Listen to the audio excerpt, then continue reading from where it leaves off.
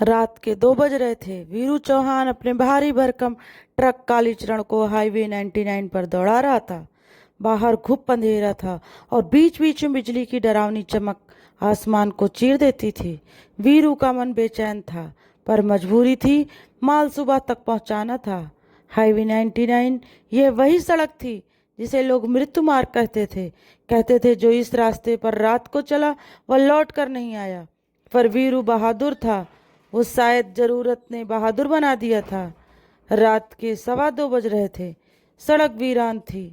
वीरू ने रेडियो चलाया, मगर रेडियो से अजीब सी आवाजें आने लगी, जैसे कोई फुसफुसा रहा हो, मदद करो, मुझे बचाओ।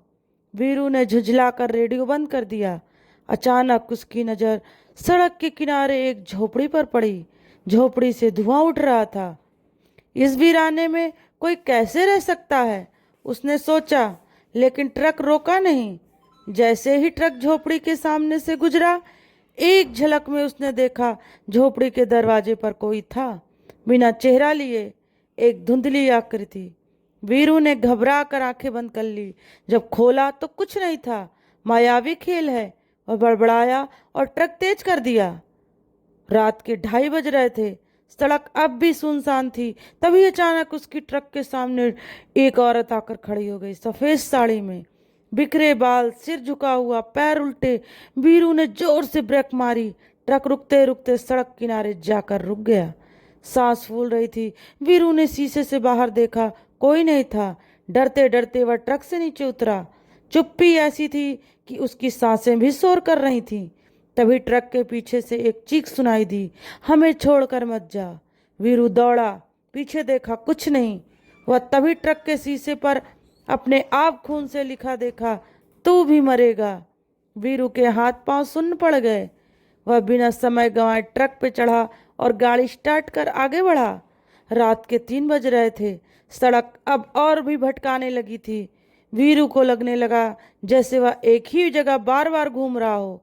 साइन बोर्ड पर एक ही शब्द लिखा था, मौत पास है। थक कर वह एक जगह ट्रक रोककर कुछ देर सुस्ताने लगा। तभी उसे सड़क के किनारे एक लड़की बैठी दिखी, भीगती कांपती हुई। भाई साहब, मुझे मेरे घर छोड़ दीजिए, बहुत डर लग रहा है, लड़की ने करुण स्वर में कहा। वीरू का दिल पसीज गया। उसने उसे ट्रक में बैठा लिया। लड़की चुपचाप बैठी रही। वीरू ने उससे बात करने की कोशिश की, पर वह सिर झुकाए रही। कुछ किलोमीटर चलने के बाद वीरू ने पीछे मुड़कर देखा। पीछे कोई नहीं था। फिर सीट पर खून के धब्बे दिखाई दिए और वो लड़की शीशे में दिखाई दी, हंसती हुई, आंखों से खून टपकाते हुए। वीरू ने ट्रक डर के मारे रफ्तार और बढ़ा दी। सुबह के 3:45 बज चुके थे। अब ट्रक जैसे खुद बेकाबू हो गया था। वीरू को दिखाई दिया कि ट्रक अपने आप मुड़ रहा है। उसने पूरी ताकत से स्टीयरिंग घुमाया, लेकिन कोई फायदा नहीं। सड़क के किनारे पुराने क्रॉस लगे थे, जैसे यहाँ बहुत से लोग मरे हुए हैं। कुछ दूर पर वीरू को दिखाई दिया, आधे जले हुए लोग सड़क पर खड़े थे, उसके ट्रक को रोकने की कोशिश कर रहे थे। चीखें कराहें हवा में गूंजने लगी। वीरू की आंखों के सामने अंधेरा छाने लगा। ट्रक सीधे जाकर एक पुरानी टूटी हुई पुलिया से टकरा गया।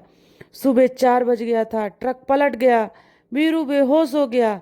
जब उसकी आंखें खुली तो उसने खुद को एक अजीब सी जगह पर पाया, जहां सब कुछ उल्टा था। आसमान नीचे था, धरती ऊपर, और उसे घेरे खड़ी थी वही आत्माएं, झुलसी हुई, सड़ी हुई लाशों जैसी। एक बुजुर्ग आत्मा आगे बढ़ी और कहा, तू भी अब हमारे साथ रहेगा, ये हाईवे अब तेरा घर है। वीरू चीखने लगा, मगर उसकी आवाज नहीं निकली।